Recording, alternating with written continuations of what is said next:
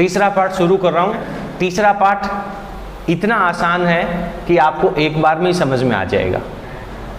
इसके पीछे कारण क्या है? क्योंकि ये चैप्टर आपने कंप्लीट रूप से 10th कक्षा में पढ़ा है, केवल उसके ऊपर थोड़ा बहुत बड़े लेवल पे जाएगा, थोड़ा सा कुछ एक चीज़ें आपके सामने नहीं आएंगी, बाकी सारी की सारी वही चीज़ें हैं। चैप्टर नंबर 3, इसका नाम है विद्युत धारा। विद्युत धारा, करंट, इलेक्ट्रिसिटी। सबसे पहला प्रश्न आता आपके सामने कि सर विद्युत धारा किसे कहते हैं? अब आप लोगों ने कक्षा 10 तक पढ़ा है कि आवेश प्रवाह की दर को विद्युत धारा कहते हैं, लेकिन अब अपन इसको ऐसा नहीं पढ़ेंगे, थोड़ा सा इससे बड़े लेवल पे पढ़ेंगे। कैसे? सुनना। ये मान लीजिए मेरे पास कोई एक चालक तार है। इस चालक तार में क्या होगा कि सर इसके अंदर बहुत सारे, ये किससे मिलके बना होगा? परमाणुओं से, ठीक है। और परमाणु जो हैं उनके अंदर क्या होता है? धनावेश प्रोटॉन के रूप में और ऋणावेश इलेक्ट्रॉन के रूप में। लेकिन पहले चैप्टर में हमने बात करी थी कि किसी भी परमाणु का जो धनावेश प्रोटॉन है उसका ट्रांसफर नहीं होता है। आवेश अगर गति कर रहा है तो वो किसके रूप में करेगा? इलेक्ट्रॉन के रूप में, क्योंकि परमाणु के अंदर नाभिक के चारों तरफ बाह्य कक्षाओं में इलेक्ट्रॉन वृत्ताकार कक्षाओं में गति करेगा। जितना बाहर वाला कक्षक होगा उसका इलेक्ट्रॉन नाभिक के साथ कमजोर बल से बंधा होगा, क्योंकि बाहर वाले कक्षक की नाभिक से दूरी बढ़ जाती है। और कूलाम के नियम में हम जानते हैं कि जैसे जैसे दूरी बढ़ेगी आकर्षण बल कम होता जाएगा। तो बाह्यतम कक्षक का जो इलेक्ट्रॉन है, जिसे हम मुक्त इलेक्ट्रॉन कहते हैं, वो फ्री रहता है गति करने के लिए। तो कहने का मतलब जब आप इस चालक तार के ऊपर विभवांतर लगाएंगे, ध्यान से सुनना, विभवांतर बैटरी जोड़ेंगे जब आप इसके साथ में, तो क्या होगा? धक्का तो धनावेश पर भी लगेगा, धक्का ऋणावेश पर भी लगेगा, लेकिन गति करने के लिए कौन तत्पर है? इलेक्ट्रॉन। तो इलेक्ट्रॉन चलने लग जाता है, ठीक है। और इलेक्ट्रॉन का जब प्रवाह होता है तो उसे हम कहते हैं आवेश का प्रवाह, और आवेश के प्रवाह की दर जो होती है उसे अपन विद्युत धारा कहते हैं। लेकिन यहाँ पे अपने पास समझने की जो चीज है वो ये है कि सर क्या केवल आवेश के प्रवाह की दर को विद्युत धारा कहते हैं? सर आवेश के प्रवाह की दर की यदि अपन बात करते हैं तो किसी पाइप के अंदर पानी बह रहा है, किसी पाइप में पानी बह रहा है, पानी बह रहा है तो पानी तो परमाणुओं से, अणुओं से मिलके बना होगा, उसके अंदर इलेक्ट्रॉन्स भी होंगे। तो जब पानी बह रहा है तो उसके साथ साथ इलेक्ट्रॉन भी बहेंगे, तो फिर उसमें तो विद्युत धारा नहीं बहती। लेकिन आप देख रहे हैं कि उसके अंदर परमाणु बह रहा है, यानी जितना धनावेश है उतना ऋणावेश भी उसके साथ जा रहा है। तो नेट चार्ज कितना है? टोटल आवेश कितना बह रहा है? आवेश तो बह रहा है, लेकिन टोटल आवेश कितना बह रहा है? 0 बह रहा है। इसलिए उसके अंदर करंट फ्लो नहीं होता है, विद्युत धारा प्रवाहित नहीं होती है। दूसरी चीज समझना, मान लीजिए कि इसके अंदर बहुत सारे मुक्त इलेक्ट्रॉन हैं। एक चीज और, कुछ एक चीजें नई निकल करके आएंगी, आप समझने का प्रयास करना मेरी बात। तो इस चालक तार में मान लीजिए कि 10 इलेक्ट्रॉन आगे गए और किसी कारण से 5 इलेक्ट्रॉन इधर आ गए, तो आप मेरे को यह बताओ कि कितने इलेक्ट्रॉनों का आवेश प्रवाहित हुआ? इस चालक तार में कितने इलेक्ट्रॉनों का आवेश प्रवाहित हुआ? आवेश प्रवाह की दर को विद्युत धारा कहते हैं कक्षा 10 तक। अब आप क्या लिखोगे? कुल आवेश प्रवाह, नेट इलेक्ट्रिक चार्ज कितना बह रहा है। सर 10 आगे गए 5 पीछे आ गए, तो अगर अपन रिजल्ट की बात करेंगे तो केवल 5 इलेक्ट्रॉन आगे की तरफ माने जाएंगे। अगर 10 इलेक्ट्रॉन आगे जा रहे हैं 10 इलेक्ट्रॉन पीछे आ रहे हैं, आवेश तो बह रहा है, लेकिन नेट चार्ज कितना है? 0 है। इसलिए इस चालक तार में कोई धारा प्रवाहित नहीं होती है। तो अब आप केवल इतना नहीं लिखेंगे कि आवेश प्रवाह की दर को विद्युत धारा कहते हैं, आप लिखेंगे कि किसी चालक तार के अनुप्रस्थ काट क्षेत्रफल।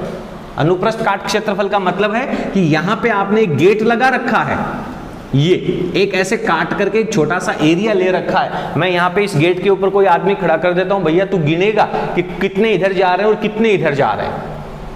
मेरी बात समझ में आ रही है? तो किसी चालक तार के ऊपर आपको एक अनुप्रस्थ काट क्षेत्रफल ले लेना है, उसमें से कुल प्रवाहित आवेश है उसको काउंट करना है, और फिर आप लिखेंगे आवेश प्रवाह की दर को विद्युत धारा कहते हैं।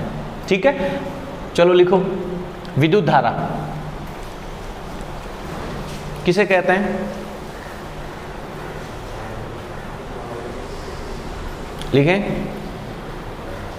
किसी चालक तार में, किसी चालक तार के अनुप्रस्थ काट क्षेत्रफल से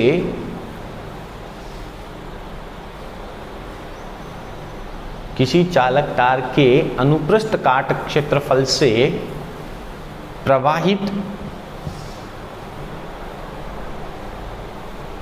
परिणामी आवेश की दर, प्रवाहित परिणामी आवेश की दर विद्युत धारा कहलाती है।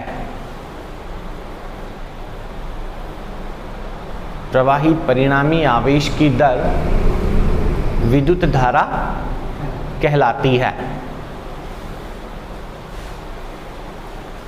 इसका अर्थ समझ में आ गया? चलो आगे पढ़ते हैं। अब आप एक चित्र बनाएंगे छोटा सा।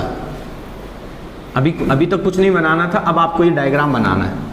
क्या लिखेंगे इसमें कि ये कोई एक चालक तार है, इसमें इस तरह से धारा प्रवाहित हो रही है।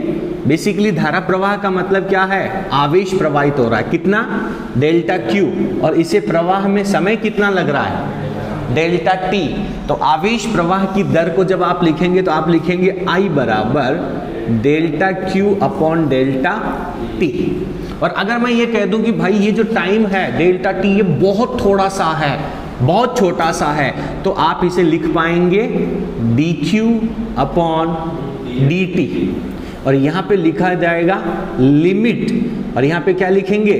डेल्टा टी का जो मान है वो बहुत थोड़ा सा है। डेल्टा टी का मान 0 के बराबर है। डेल्टा टी टेंड्स टू 0, यानी बहुत थोड़ा सा मान है। और इसे क्या कहते हैं? इसे कहते हैं तात्क्षणिक धारा। क्या कहते हैं? तात्क्षणिक धारा। मात्रक की बात कर लेते हैं, विद्युत धारा के मात्रक की बात कर लेते हैं, एम्पियर। बहुत बढ़िया।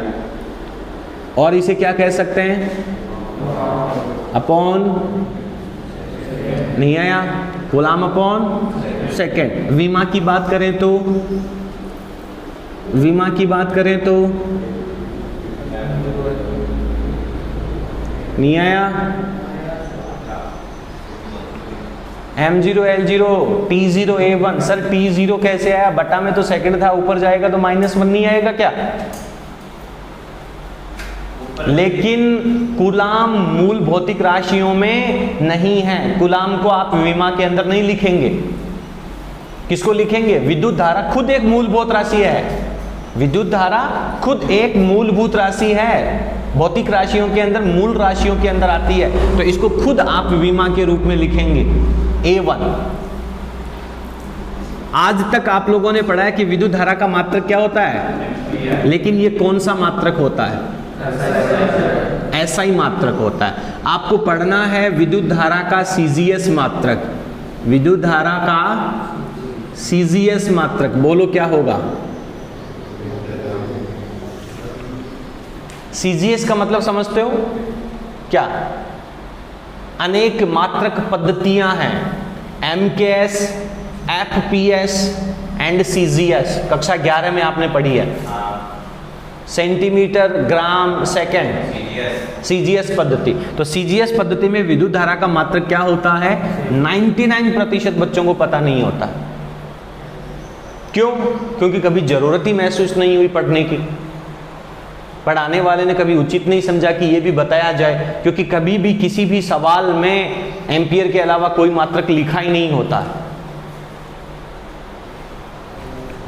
CGS पद्धति में इसका जो मात्रक होता है इसे बोएट कहते हैं, या फिर इसे एब एम्पियर के नाम से भी जाना जाता है।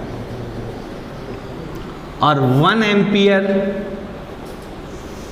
Equals to 1/10 watt. सीजीएस पद्धति में विद्युत धारा का मात्रक क्या होता है? वॉट कह सकते हैं या इसे एब एम्पियर कह सकते हैं, और इसका जो मान है वो 1 एम्पियर बराबर होता है 1/10 वॉट।